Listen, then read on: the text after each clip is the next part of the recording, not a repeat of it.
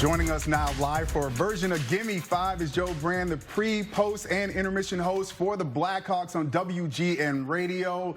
Listen, we got the Avs and the Lightning, the last two teams standing for the Stanley Cup. The Avalanche, so they're coming in hot, Joe. They swept the Oilers in the Western Conference Final. And how much of a factor do you think that some of that momentum that they have goes into as they come into this series? Well, it's going to either be a lot of momentum or that rest could turn into rust. That's one thing that might be a factor of this entire Stanley Cup Final. The Tampa Bay Lightning have faced a lot of adversity, so they're kind of riding on a high right now. So I wouldn't be surprised to see them come out of the gate and, really take force of the Stanley Cup Final early on. We just heard them talk about the fact that is hockey's best right now. How competitive will this series be? Is it going the distance?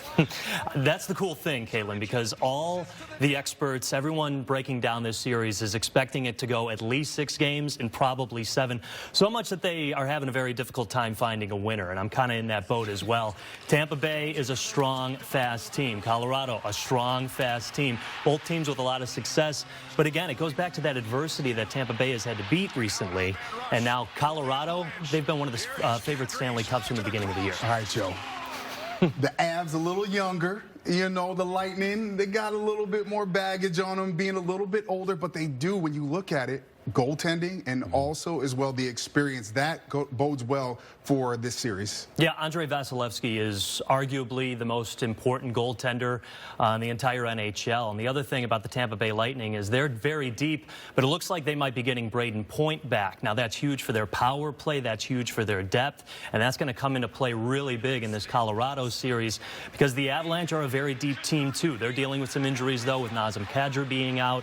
He's their third best scorer. He's got the most assists, so that is going to play a factor, even if it doesn't play a factor in Game 1, because like I said, everyone is expecting this series to go 7 games. Now, when Blackhawks fans are sitting home watching this series play out, trying not to cry tears, are they thinking to themselves, what is next for the Blackhawks? What is this team going to look like? What is the coaching staff going to look like? There are 1,000,001 questions. Where do they start? Where do you think are going to be some of the biggest storylines heading into this offseason? It's definitely a long-term plan, and the beginning of it has to be with the head coach. But now, all of a sudden, these rumors coming up about Alex DeBrincat possibly being on the move, that's a big decision for Kyle Davidson, the new general manager for the Blackhawks.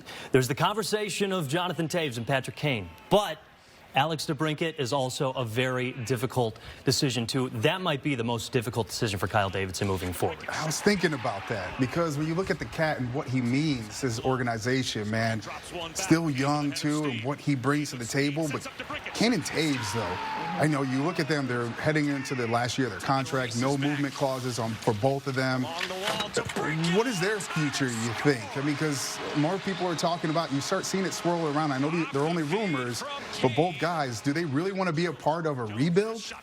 It's difficult to say. Both guys have basically said all they care about right now is the present. And if you're an athlete, I feel like you have to have that mentality. You have to have that mindset. Because if you don't, you're going to be looking too far ahead and you're not going to be focused on what's going on right now at the moment. Patrick Kane doing Patrick Kane-like things last season. Jonathan Toews, not so much. So for right now, it seems like Patrick Kane is more the plausible guy for this Blackhawks team moving forward into the future. But it is going to be a very difficult decision, and you just kind of don't know what's going to happen, if it's going to be an off-season situation or if it is going to be a trade deadline situation. And what about coaching? Because there's a lot of names flying around right now. You even talk about their interim coach. Is he going to get the position? They could go a number of different ways, and when you see coaches in hockey going to other teams that were rumored to be going maybe to the Blackhawks, how does that all shake itself out, and how much does that matter when you're talking about keeping guys like Toews and Kane? Will they just wipe the slate clean from everybody from the top down? I like Derek King. I like the idea of him continuing to be the head coach for the Chicago Blackhawks for multiple reasons. He just worked very well with that group. He's able to communicate with players, and this is a long-term plan for the Hawks Hawks right now. Will Derek King be the head coach the next time the Hawks raise a Stanley Cup? That's tough to say.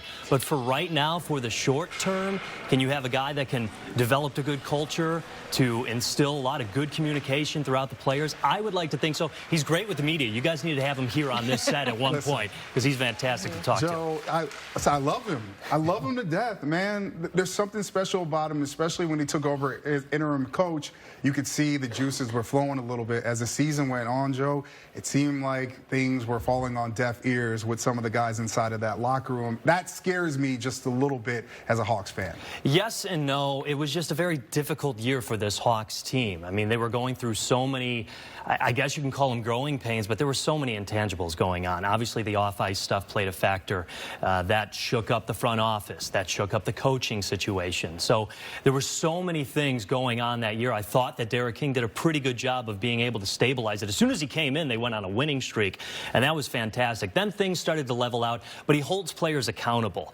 And once that started to happen, I think Riley Stillman had the quote, "This is a little new in this Blackhawks dressing room, not right now, being held accountable." So kind of a shot at Jeremy Colleton. I did like Jeremy Colleton. I think he was kind of tasked with a very difficult situation of following Joel Quenneville, but I think Derek King is the right person to kind of stabilize the locker room, and again, especially in a year where this team is looking to just develop a good culture.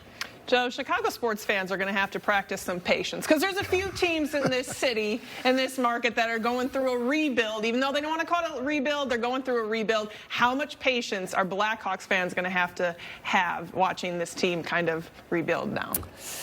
You got to look at maybe 3, 4, dare I say 5 years. Hockey's different. It's not the NFL. It can't be switched in 1 year. It's not Major League Baseball, where you're looking at least 5 seasons.